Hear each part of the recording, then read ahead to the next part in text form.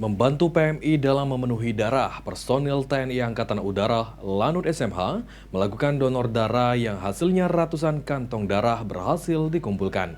Dan selanjutnya diserahkan kepada PMI untuk disalurkan ke rumah sakit yang ada di kota Palembang.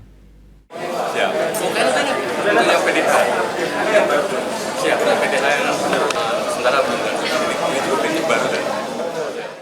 Pelaksanaan donor darah yang dilakukan oleh personil TNI AU Lanut SMH merupakan bagian dari memperingati HUT TNI AU ke-79 yang jatuh pada 9 April.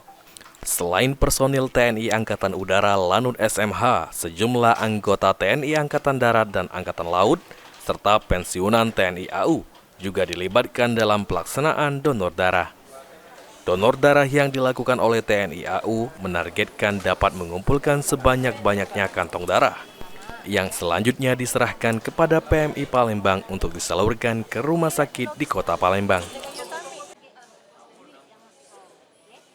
Targetnya sebanyak-banyaknya, kita mengundang dari P3AU, P2AU, kemudian dari rekan-rekan Basarnas, dari Angkatan Darat, Angkatan Laut juga ada, kepolisian, banyak ya, semuanya kita undang. Target tidak ada yang pasti karena beberapa dari kita masih melaksanakan pengamanan arus. Donor darah yang dilakukan oleh TNI Angkatan Udara cukup membantu PMI dalam memenuhi darah bagi masyarakat yang membutuhkan.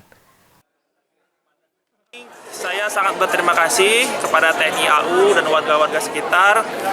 Sangat membantu sekali ya untuk memenuhi kebutuhan dan pasokan darah di kota Palembang ini. Seperti itu. Di masa efisiensi anggaran, TNI AU tidak melakukan kegiatan berlebihan di HUT kali ini. Namun, lebih banyak kegiatan sosial masyarakat sehingga dapat mengenalkan TNI Angkatan Udara ke masyarakat. Tim Liputan, PAL TV.